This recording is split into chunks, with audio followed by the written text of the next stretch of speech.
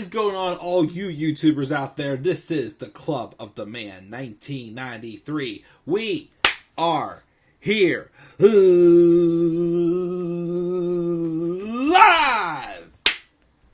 for not only WWE Summerslam 2022 live review, we are also have officially entered the creative era of Mr. Hunter Hearst Helmsley, Paul Levesque, Triple H, and his writing and his vision, his direction of the WWE.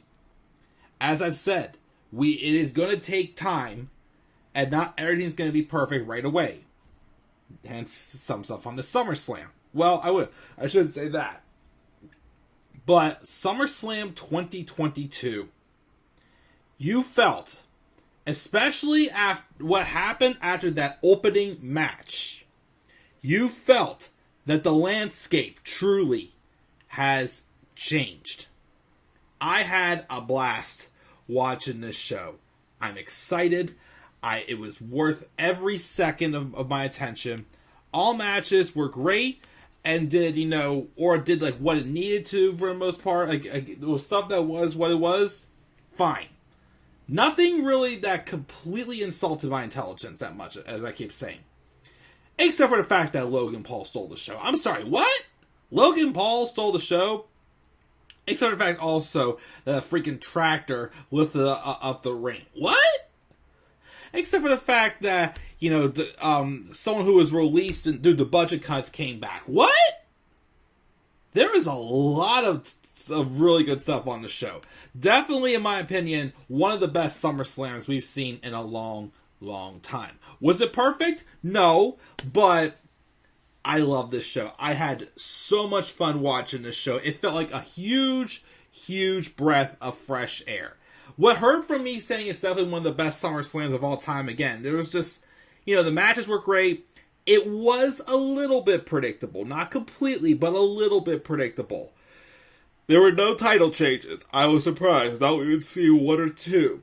But it set up, unlike WrestleMania 38. WrestleMania 38 was a very, very fun two-night event. But the thing about it, though, is that what hurts for me, one of the best WrestleManias of all time, is it didn't set up for anything, of course, going forward. You came back the next day on the Raw after Mania, it was like going back to reality. This, though, sets up a lot of things to look forward to. It's going to be a fun ride. Again, I'm excited, and I will say this for sure. Definitely this week. Probably not after the show tomorrow, because it'll be late, and I get tired earlier now on a weekday since I work. Definitely expect a Raw review. At some point this week also, besides my AEW review, expect a SmackDown review. I think it's time I bring them back. I think it's time to bring them back and do them whenever I'm able to. It's going to be a fun ride, and I want to see, the improvement, and I want to be able to talk about the improvement as time goes on. And like I said, again, it's going to take time. Not everything's going to be perfect. We had some is what it is matches on this show. But like I said, I saw a lot of hope in the product, and I can't tell you that I was into this show from beginning to end. It was one of the best WWE shows I've seen in a long time, of course, on the main roster. Very spectacular show. I mean, yes, it didn't get like an A grade. It got a B+. I gave it a B+, because, it's like some things need work still. But, man, again, I had a blast watching this SummerSlam. So, without further ado, I see you have a pretty active live chat. Let's check that live chat before we get rolling into the actual live review. We've got Mark. We've got Tyler also. Tyler's begging for Charlotte to come back.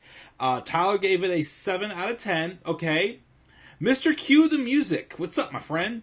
And so, the Triple H era of WWE has begun. Can't wait to see how this era will be. So excited. We all are definitely very excited. Glad to see you happy. Tyler says, get Horseface out of WWE, which is his best friend, Ronda Rousey. The main event should be Brock's last match. I've heard rumors it could be. I see there was a photo after the match. He actually sat in the tilted ring. I don't know if that is goodbye for good for him, but I mean, if Brock wants to stay, again, there's other people I still wouldn't mind seeing him wrestle. Especially a Triple H in charge. I would definitely like to see him, so who knows? Mark said, not bad, Triple H, on running your first pay-per-view. Can't wait to see what he's going to do with Survivor Series, Royal Rumble, and WrestleMania. Hopefully Survivor Series will not be Raw versus SmackDown like always. Hopefully they do something different. So who next to challenge Bobby, Liv, and the Usos? Well, Liv still has her next challenger, obviously. The Usos, I don't know. Bobby also, I don't know. Which is great. We'll have to wait and see, though. Tyler, can we split the World and Tag Championships? Listen, yeah, I mean, I agree, you know. If the brand split's not going to stay in full effect, merge them. Personally, but I think I could see if they do a draft again in October, I could see them most likely splitting, like, the titles again. Like, they'll probably have, like, you know, whichever brand, like, you know, the unified world champion is, you know, whichever brand they get drafted to, you know, that's the specific title they'll take with them, and so on with the Usos and whatnot. But as far as tag titles, I don't know. We know who's going after the Undisputed Universal title, but we don't know who. So I feel like, you know, if they were definitely on board with merging the titles, I still think they probably would have done Bianca versus Ronda at this show to merge the titles, in my opinion, which would have been a hell of a match. I still think that'd be a pretty darn good match, in my opinion. Where did the Street Profits go from here? We will talk about that later as well. Liv is not holding that SmackDown Women's Championship, and that match sucked, Tyler said. We'll talk about that as well. You think we'll see Johnny, Candice, Karrion, Scarlett, and Dexter come back? Talk about that as well. I definitely see a good chance, at least for Johnny, and maybe Candice. Karrion Kross and Scarlett, I think not quite as likely, because aren't they in MLW, I think, or something like that? And Dexter Lumis? Maybe. We'll see on that one. Definitely taking a lot of time for complete changes. I definitely agree. Like I said, we were off to a great start, but as Triple H said, and it's just beginning. I feel like he has a lot more story, but he's going to, like, you know, spread it out. Like, the big surprise here, of course, was definitely what happened after that women's match.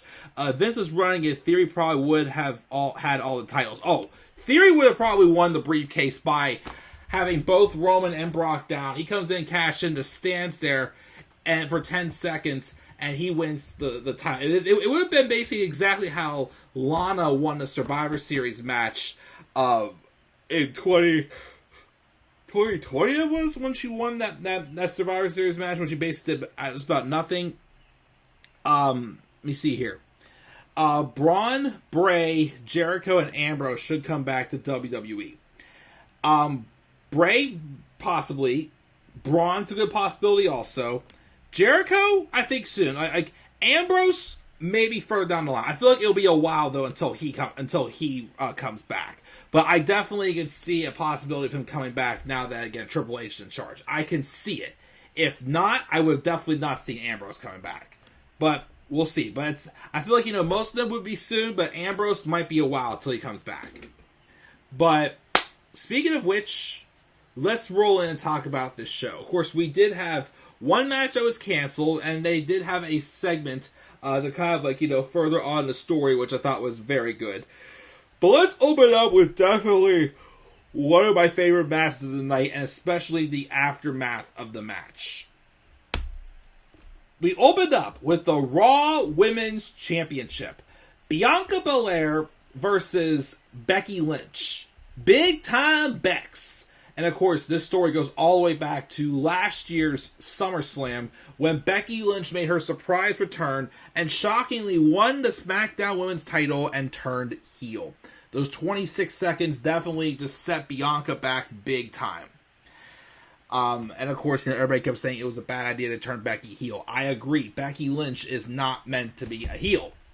Like, the only time this story really worked is whenever Becky and Bianca were feuding, and, you know, long-term wise, when especially heading into WrestleMania 38, when Becky was blaming Bianca for the fans turning on her, there was a legitimate story. Other than that, no. Like this, Becky was pretty much playing a part. She was not being organic at all the past year as a heel. She is too popular, too powerful. The fans love her. Especially, you brought her back from, becoming a mother, something we would want to see, and you turned her heel. But I still love the story about how she was hitting rock bottom throughout the summer, and she got another opportunity. But let's the match really quick. The match was awesome. Again, these two have excellent chemistry. You can't get them to have a bad match. They would have to deliberately have a bad match. Of course, they did tease the manhandle slam and Becky hitting it, and Bianca, of course, kicking out. But then eventually, Bianca was able to get the victory with the KOD. Good match, great match. Like I said, I think because it wasn't that much different though from the WrestleMania match. The WrestleMania 38 match was definitely their best match, I thought. But this was still great, too. I think they had a match at Extreme Rules last year when Sasha Banks returned and interfered. I think they also had a match on Raw, and they had the triple threat match at Crown Jewel.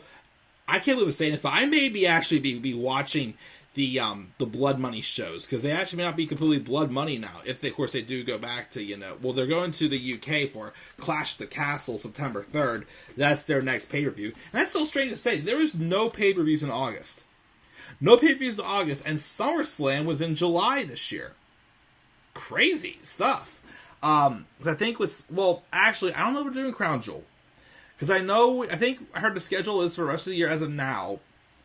It's Clash of the Castle in September. October 8th, I think, is Extreme Rules. And then Survivor Series in November.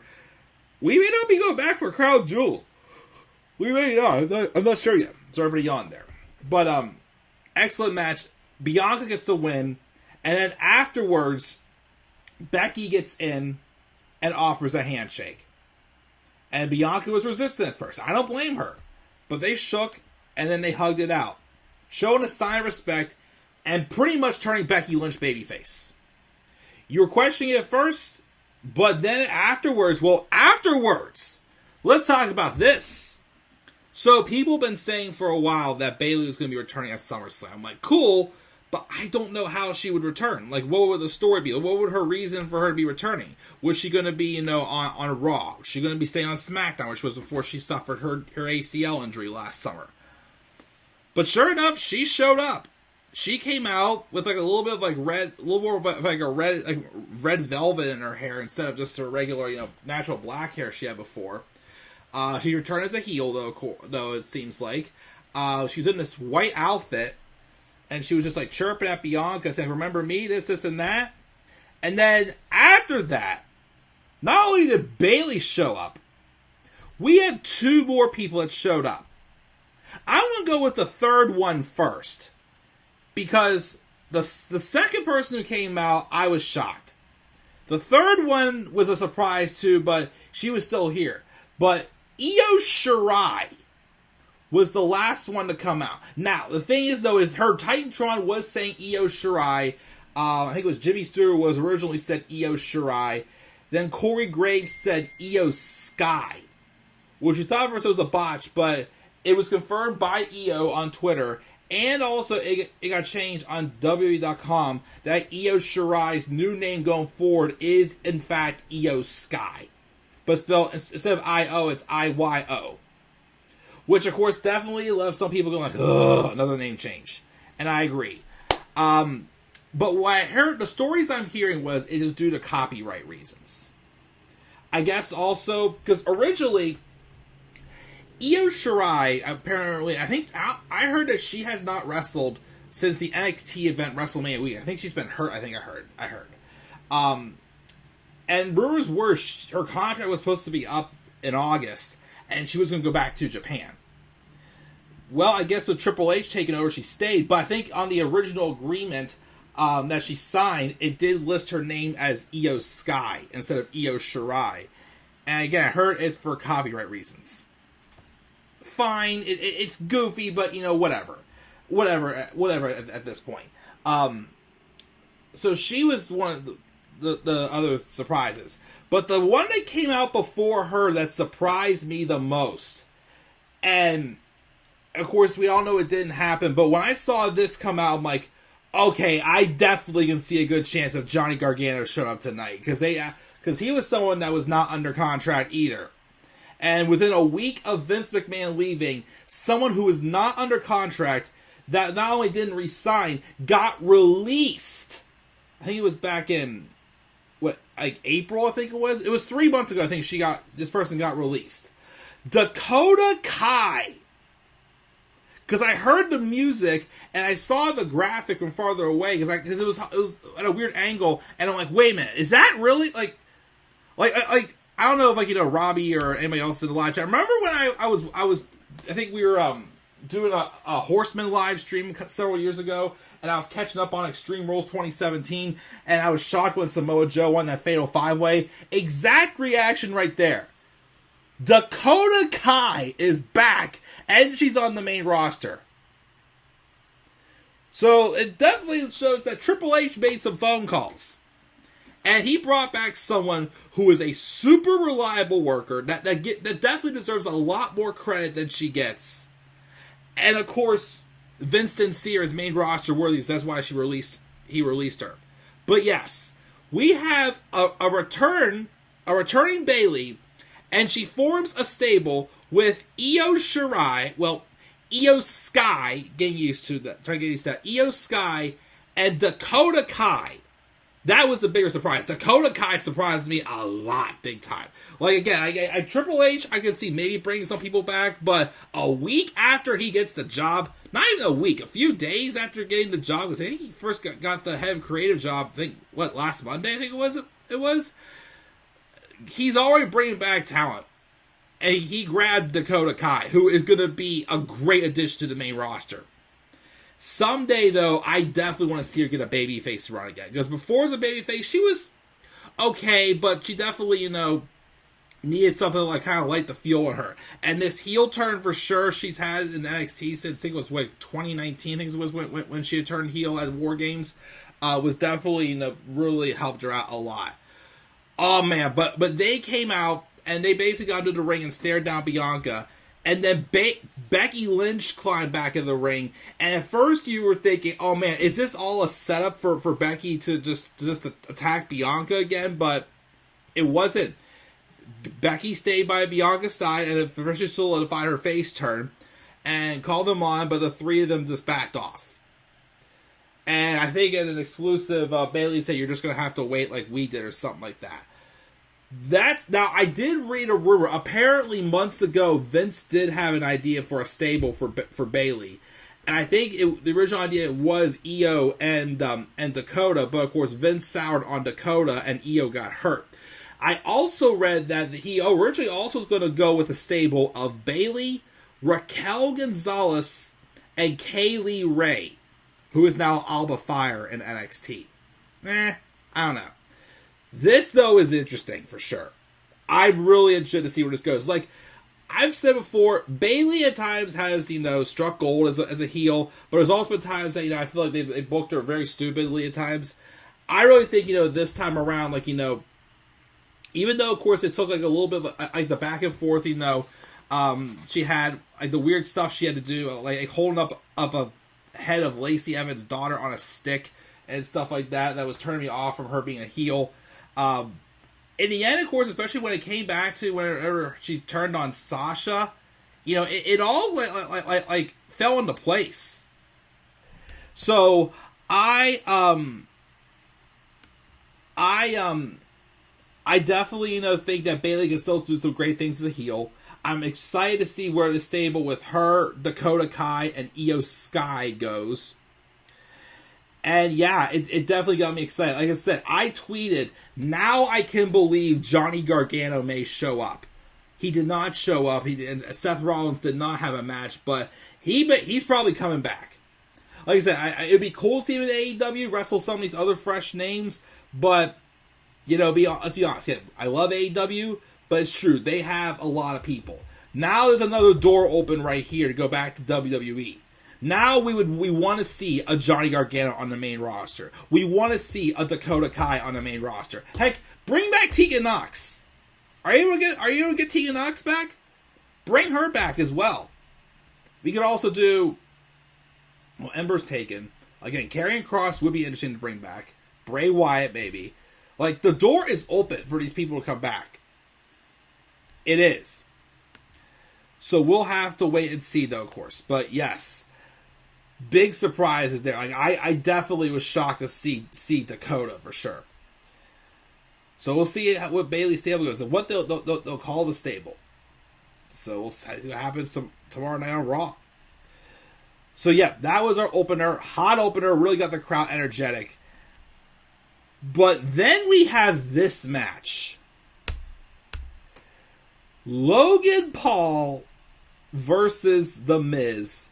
Some people are saying this was match of the night. And if you do, I don't blame you. I was even shocked how great this match was. Logan Paul, who I'm still going to say is meant to be a heel. He is not a babyface. The crowd booed him too. However, though, oh man, he made it look like he's been doing this for a long ass time. He did like high flying maneuvers. He did. I got backwards moonsault off the apron or something like that. Him and Miz had an excellent match. And Miz, again, also is another guy who's more of a reality star, not really a wrestler.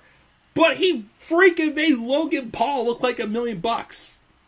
Obviously, my favorite spot of the whole match, though, was definitely when Logan Paul modified a Shane McMahon, did a frog splash off the top rope, had to get some distance on it, but did a frog splash on Miz into the announce table.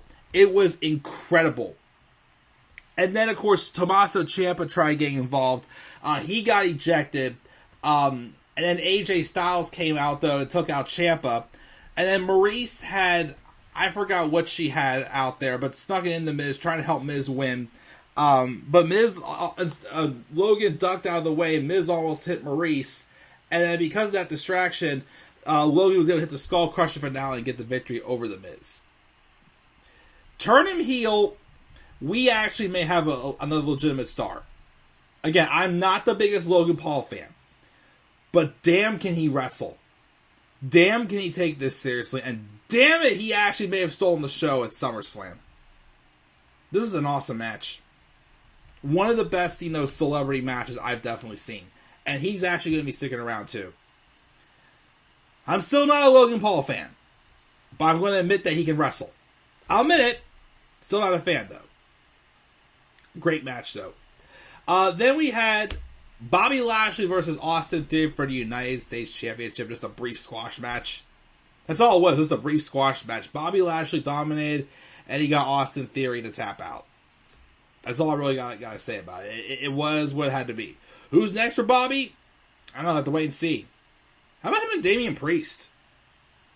Give Judgment Day something to do? That'd be a good match. Although, they may be doing something else with Judgment Day. I don't know where their direction is going. They're the one team that I felt like, should have gotten the victory on this show. But what they still did was pretty cool with that match. Is that next, actually? Yes, it is, actually. Leading into that. Yeah, Bobby Lashley and Damian Priest, U.S. title. Give Priest the U.S. title back, maybe, or something like that. But yeah, we have the Mysterios, Rey and Dominic, taking on the Judgment Day, Finn Balor and Damian Priest, with Rhea Ripley in their corner, of course, as well. So the match was fine. It was a no DQ tag match. They really didn't do too much use, though, of the no DQ rules. They did a little bit, but not too much. Of course, a lot of people thought that Dominic was going to turn on this match. I thought it was going to happen too, with all the teases they've been doing, with him being abducted, him originally saying he would join the Judgment Day, but then they said it's not enough and they take him down. I really thought that they were going to give the Judgment Day the win here. Because let's be real, like I said, Damian Priest is awesome. Finn Balor, again, with Triple H in charge now, Finn Balor, I know, is a guy that Triple H can trust leading a roster. So that's why I really thought they were going to give Judgment Day the win here. Instead, though, after, of course, having Rhea Ripley interfere, I think she actually did take out Dominic with putting him up on her shoulders, and she dropped him on the apron or something like that. I forget what it was. But then we had the return of Edge, who, of course, he ends up being one of those creepy vignettes. He came out to an awesome entrance. I guess, is this him being like the Brood? Or just a combination? Some people say it was a combination of the Brood and the Rated R Superstar. He came out with shades on. He had short hair.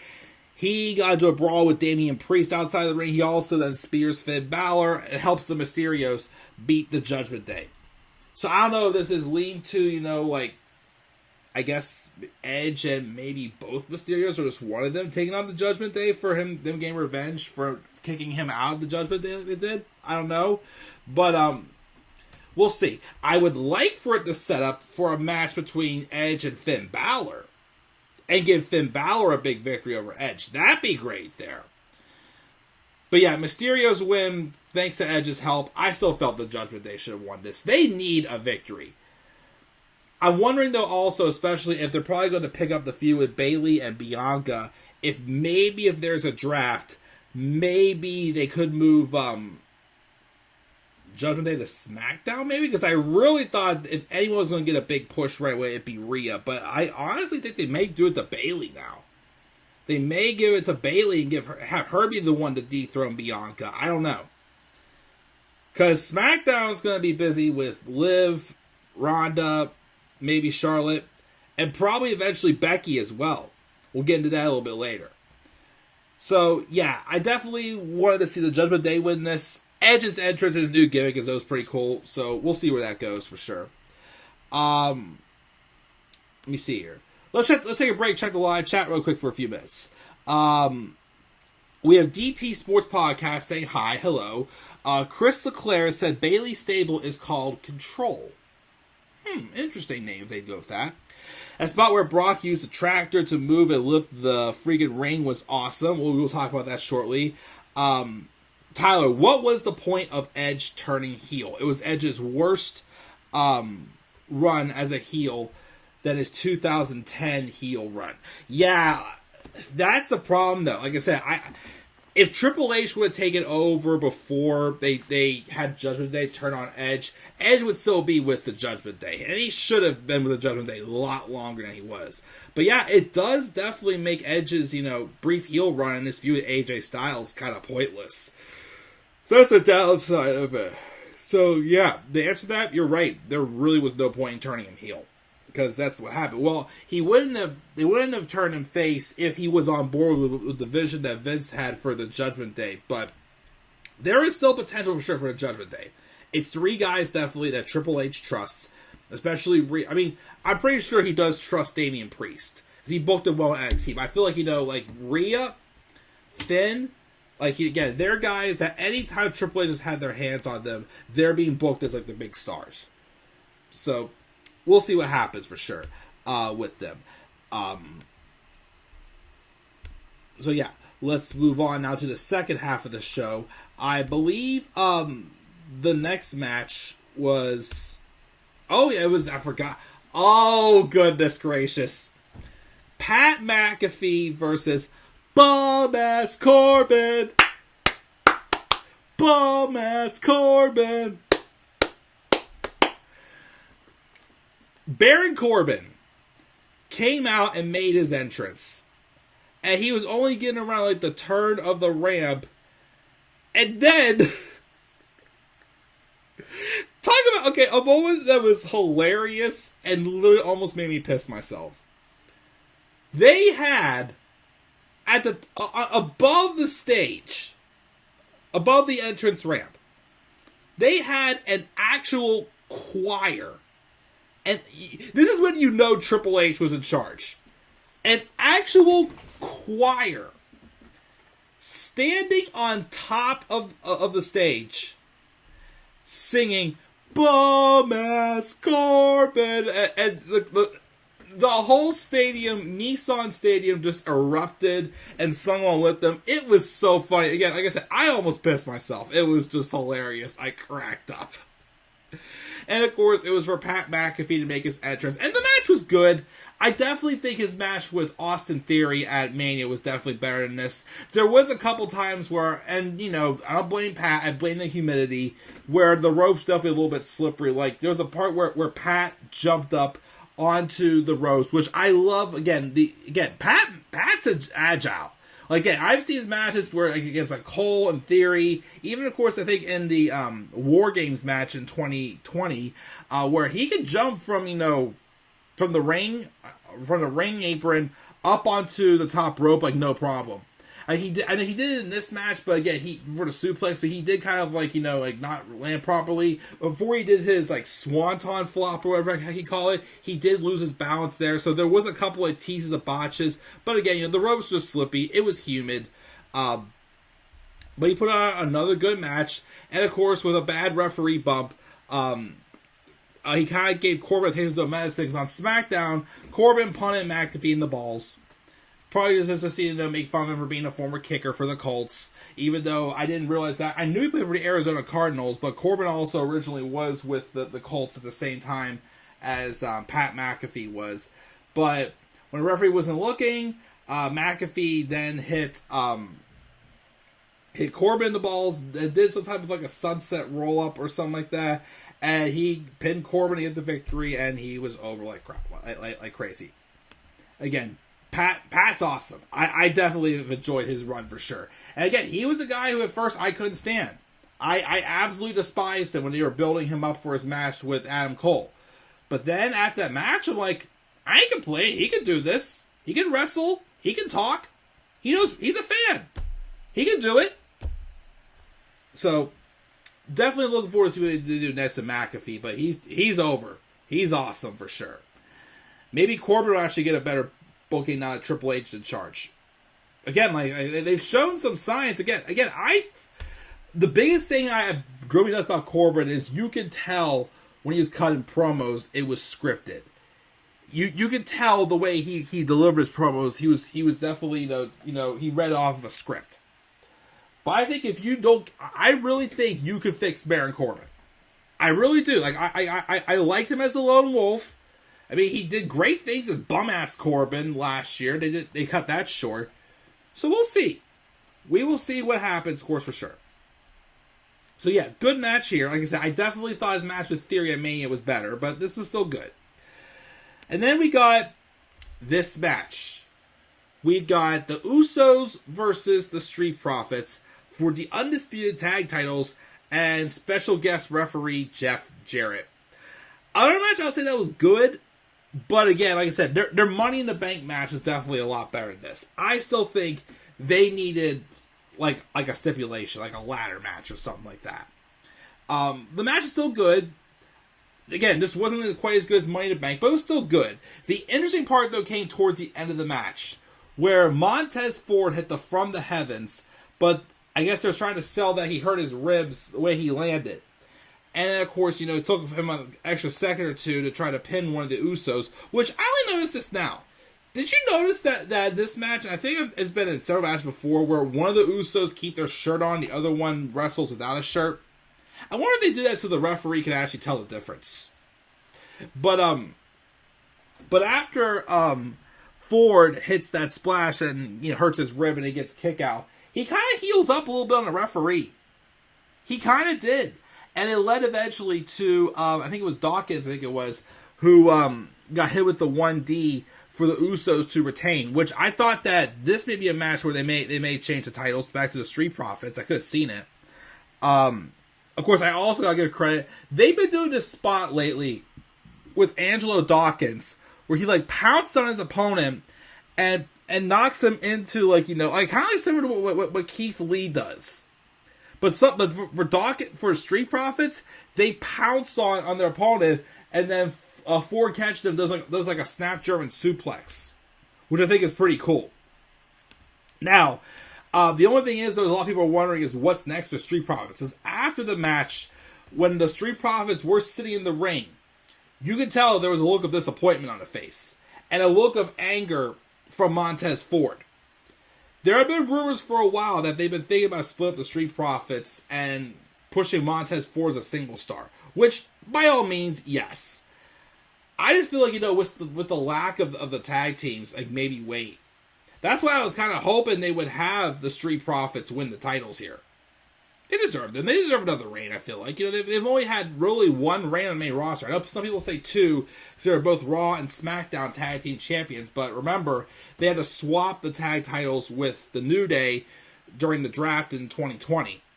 That's the only reason why they were SmackDown Tag Team Champions. So, I don't know. I don't know if it's quite ready yet to split them. Like I said, definitely, maybe wait just a little bit longer, but I think it's coming. I think based off of, that reaction, I think it's coming. I think we're going to have Montez Ford be the one to turn heel, probably, and he'll get a singles push. So we'll see how that goes, if it does happen, of course. So that was that match.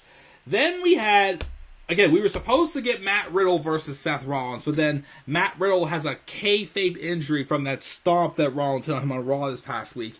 So they cut the match. I know a lot of people were hoping that this would be where Johnny Gargano shows up, or a couple other ideas for surprises. But instead, they had Riddle come out here, grab the microphone, him be all serious. I think he actually told a fan to shut up. I think he told somebody to shut up. And he calls out Seth Rollins. Rollins came out, but a bunch of officials and security came out too because Riddle wasn't clear to compete. And Riddle came out and they started brawling on the ramp, but it got back into the ring, and then Rollins was able to hit another stomp on Riddle just to kind of add a little more heat to this. Give it a little. I think, the show had 9 matches already. Really, by rights, besides Edge returning, I really don't think you had to do that no DQ tag match with the Mysterios and the Judgment Day. This match, I know it was going to be good when it happens. But I guess, Triple H just wanted to, just build it up a little bit more. He wanted to, give it a little more, heat to it. Which I'm okay with him doing that. But I guess I'll have to wait till probably Clash at the Castle for these two to fight. Just so, also get Matt Riddle a little more of a serious side, not so much of a jokester side. So, we'll see. Alright, let's talk about this match here. Because I know a lot of people had mixed feelings on this match. Liv Morgan, the SmackDown Women's Champion, taking on the baddest woman on the planet, Ronda Rousey. The match was what it was. This was definitely one of the weaker matches on the show, for sure. But definitely Triple H got backed into a little bit of a corner with this one. You knew if Vince was around, he would have just put the belt back on Ronda. I thought they were going to put the belt back on Ronda and have her, start to show signs of a heel turn. Well, they went a different route and completely turned Ronda heel. And, I've been saying how I feel like Ronda's been phoning it in a lot this year. I think this heel turn is definitely firing her back up because she showed no mercy. The match itself, I like that they believably had Liv Morgan, even though she got her ass kicked most of the matches, she got her joints tugged on like crazy, they still showed that, Liv wasn't going to go down too easy. I think the biggest thing they were trying to avoid with this was to not do what they did with Nikki Ash last year. They had her come in, win the title when no one thought that, she was a legitimate champion, and she lost, 3 times on Raw to the Charlotte Flair, building up to SummerSlam, because I am almost a superhero. I will be the underdog and beat Charlotte Flair. If you're the damn underdog, you shouldn't be champion. With Liv, I don't think they had her lose since she became champion. They kept her. I mean, they had her and Ronda, I think, team up once or twice, but they at least I feel like, protected her a little bit more. And the way the finish happened, I'm okay with it. They just kind of give it a little more of a direction. Because the finish was Ronda tried to put the armbar on Liv. Liv fought out of it a couple times. But then she kind of does the same submission maneuver she put on Natalya. And again, the idea was could Liv beat Ronda at 100%? And of course, like I said, with Nikki Ash, we knew Charlotte could be Nikki because she lost her on Raw how many times before SummerSlam. This they held off on. But they had like Ronda like hyperextending Liv's arm. But the way Ronda's shoulders run the mat, it was good enough to be considered a pinfall. So the referee, keeping his eyes on the shoulders, goes 1, 2. And like at 2.5, you do see Liv start tapping out. Kind of like a, I wouldn't say an Undertaker, kind of like more so kind of what happens like AJ Styles and Samoa Joe when they had one of their matches back in 2018. But the referee didn't see it, and he declared that Liv won the match. And this set off Liv that this set off Ronda that not only did she attack Liv and turn heel, she also attacked the referee. As she was definitely pissed the fact that, she got Liv to tap, but the referee missed the call. So now it adds a lot more spice to the feud, and it turns Ronda heel. Which, again, Ronda, only heel we've seen from Ronda is whenever she had turned heel in the midst of a month before WrestleMania 35, right before she was getting ready to leave. Now we get to see a longer run of a heel Ronda. And not only that, it's probably going to build to that one-on-one match with her and Becky Lynch at WrestleMania. Ronda's a heel again, Becky's a face again, and the story writes itself perfectly. You gotta have those two go at it one-on-one at WrestleMania. That's a must-see match we've wanted to see since it was originally supposed to happen at Survivor Series 2018. And then Nia Jax ruined that. And then Charlotte had to get involved in the triple threat match. But, Liv's to see another day, no pun intended, as SmackDown Women's Champion. But you best believe that Clash at the Castle, Ronda's taking that belt off of Liv. Till then, just protect her and do what you gotta do with her. And then we got the main event. First off, Drew McIntyre earlier in the show actually did have a segment where he was hyping up Clash of the Castle and how he's going to face the winner of the main event. And he did botch whenever he said Roman Reigns, Brock Lesnar, first time ever! And we're like, no, Drew, this is not the first time. This is hopefully the final time ever. And he goes, in Nashville, in a last man standing match. Like, he corrected himself, but he doesn't hype himself up for it. So, Roman Reigns versus Brock Lesnar. Hope to God last time ever. I have done live reactions. I did retro live reactions this past WrestleMania to their WrestleMania 31 match. I did live reactions for their Crown Jewel match last fall.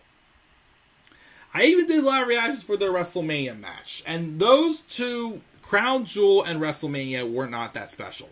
They were fine, but it's like, it was no different than what we've gotten from them before. Better than, of course, the matches they had, at like WrestleMania 34, Crown, Greatest Royal Rumble in 2017, or 2018 it was. And then, of course, at SummerSlam 2018 as well, because they couldn't stop fighting each other, because Vince couldn't have anything else until Roman had his moment against Brock as a babyface, being the big hero. And, of course, they had how many matches? To keep this in mind, too, they were originally supposed to wrestle at day 1 this year, then Roman Reigns got sick. So imagine, oh man. Let's just first start off with this. Brock Lesnar came down to the ring, clearly being the country farm boy, came down to the ring driving a big red tractor. And when we saw this, you're like, something extreme's happening in this match. He announced himself staying on the top of the tractor. Before the bell even rang, he did like a crossbody dive on Roman, jumping from the top of that tractor. Like, that tractor was going to do some big business, and it sure did. But the match was great. Definitely probably their second best match. I'm still going to say the WrestleMania 31 match was definitely their best match, and will be their best match, because no more of this shit. I don't care if it's face and heel, roles reversed, face versus face. I don't care. I'm done with this match. I'm over it. They had, it was mostly like extreme spot, with finishing spot mostly, typical what you would get. But it was still well done. They went through tables. They even went through, tables that were already broken. I think, they fought each other next one of like the pillars. I thought maybe Roman would spear Brock through the pillar and it would pillar tower and it would knock it over. I know there was a spot in the match where Brock put Roman inside like the shovel part of the tractor, scooped him up and then dumped him on the top again. Of course, that one wasn't enough. Mostly tables, like I said. Not too much other weapons. But Bayley, that tractor, best moment of the match for sure. Brock Lesnar got back in the tractors. I think this is around a time where Roman had put Brock in the guillotine, and then Brock even put Roman in the Kimura lock. And of course, you did think that Brock got Roman to pass out, but it didn't work. And when that didn't work, Brock Lesnar, I am not joking when I say this, got out of the ring, hopped back in the tractor. You're wondering, what the hell else could he do with this tractor? You don't think. He did. He planted that shovel to the floor, pushed the ring a little bit with it. Like, basically, just like tapping the water, like, okay, yeah, it's a little cold, but, we're going to go through with it. Gets the shovel lined up, uses the crane portion while Roman's still in the ring, lifts the ring with the tractor. Roman tumbles out of it. Never have I ever, I'm sure most of us have ever seen anything like that. We've seen the ring collapse and everything. I don't think I've ever seen someone ever lift the tractor. I mean, lift the tractor, I don't think so. Lift a, Braun Strowman probably could. But lift a ring.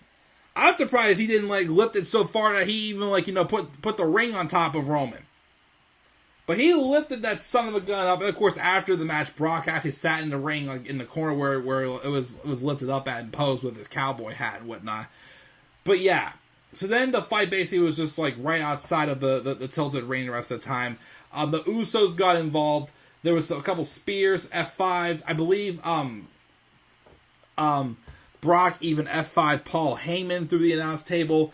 And then, of course, Austin Theory did come out and tease a cash-in. Dolph Ziggler did not get involved, but Brock was able to get up. Because I think Theory did hit Roman in the face with the briefcase, but then Brock was able to get him up and hit the F5. And I think when Roman came back up after the Usos took out Brock, Roman did take the briefcase and went ape shit and slapped the hell out of Austin Theory with it. And then he also tried taking down Brock with it. And I think Brock got up like 3 or 4 times. Roman had speared Brock.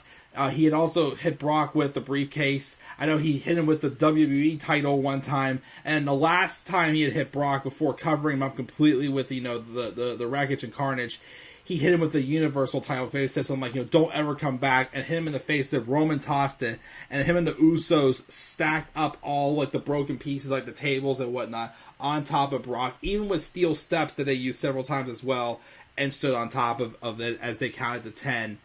And, yep, Roman Reigns retains the Undisputed Championship. Yeah, definitely their second best match, I would say. Personally, one of the best last man standing matches I've seen. And believe it or not, also, I think this was Brock's first last man standing match.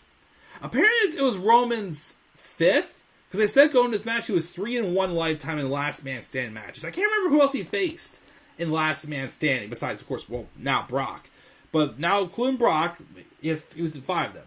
He was with Brock,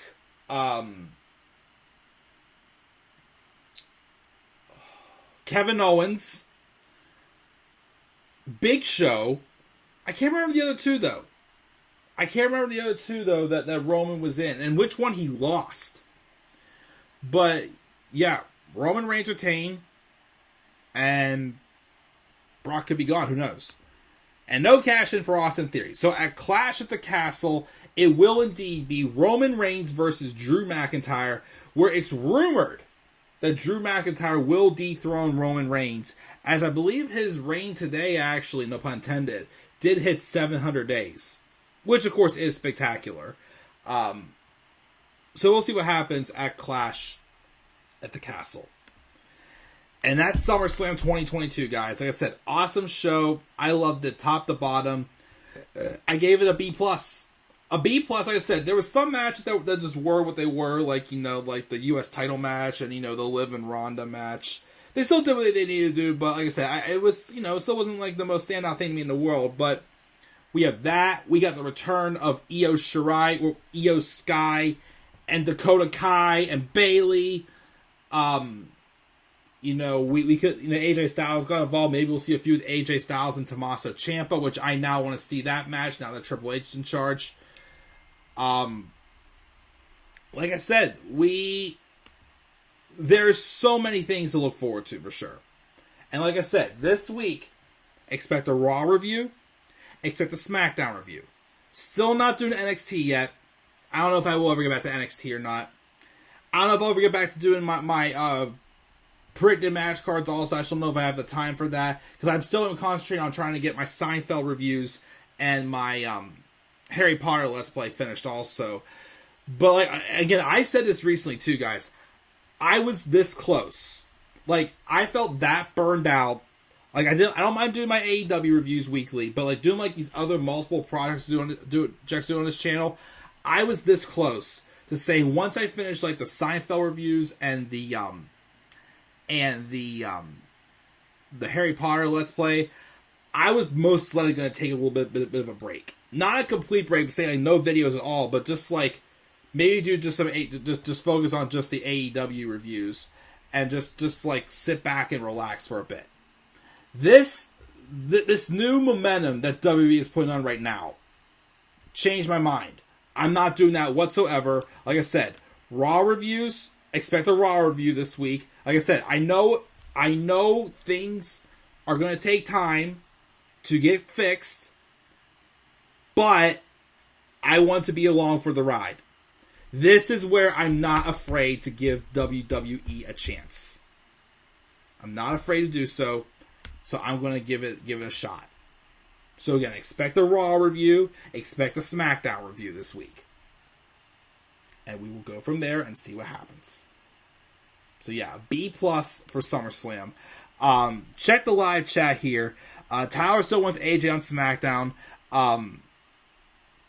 Which, again, I get it. SmackDown is AJ's show. But my thing is, I think that AJ's only on Raw is because he wants to be able to be with his kids on the weekends. So I don't think AJ's going back to SmackDown. We got Wrestling News 365. What do you think of Bayley's new faction? Love it. I'm intrigued for sure. We'll see, of course, what happens to it. Tyler says Liv is nerdy. Mark says the only bad part, Theory still has his stupid briefcase. True, but at least he maybe could get built up a little bit more before he actually does cash in. Because I don't want to see another Money in the Bank holder being wasted as they've been the past couple of years. And he gave the show a B. Fair grade. Again, I gave it a B+. So guys, that's going to do it. It's 20 after 9. I do have some more Seinfeld reviews I want to try to do. I have, of course, multiple turn alerts to do. I think we have 4 to do from this show. We've got Becky, Io, Edge. 3 turn alerts, actually. Oh, wait, hold on. I forgot. And Ronda. Got to do Ronda as well. One more baseball trade to talk about right now. And then, of course, we have the Seinfeld reviews, as I'll be finishing disc 3 of season 8. So it looks like we got a lot of viewers from this. 128 viewers looks like we got on this. Nice. Thank you guys as always. And just thank you guys personally. Like I said, you guys, definitely keep the fire lit in me. Maybe you want to still do this channel again during the course of time where I have a lot going on in life right now, but maybe you want to come back, keep doing this. I had a lot of fun talking about this show. If I didn't think Raw or SmackDown was going to be worth talking about again, I wouldn't be reviewing them again. I've taken a whole year off from reviewing Raw and SmackDown. I have not reviewed a single Raw or SmackDown since last year's Go Home shows to SummerSlam. And now SummerSlam 1 year later, I'm right back in it. Right back in it. Not NXT, but I am right back in it. So we'll have to wait and see what the future lies in this new era in the WWE. So guys, that's my thoughts on SummerSlam 2022. What are your thoughts on SummerSlam 2022? What grade would you give it? What was your match of the night? I don't know. I still gotta say it was either the Last Man Standing, Bianca and Becky, or Miz and Logan Paul. It may very well be Miz and Logan Paul, though, which I still can't believe I'm saying that. Best moment of the night. Well, two of my favorite moments tonight was definitely the tractor lifting up the ring and the return of Bayley and her new faction.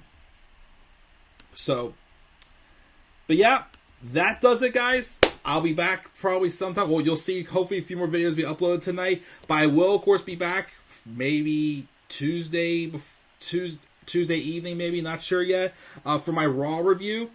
And let's get some content pumping on this channel as always, guys. Love you all, guys. Slap a like on the video. Subscribe, more content on my channel. Follow me on Twitter at DemandAirboy93. I'll see you guys in my next video and the first Raw live review on this channel in 1 year. The Triple H era has officially begun. Goodbye, Vince. I will not miss you. Have a great night, guys. And peace out, everybody.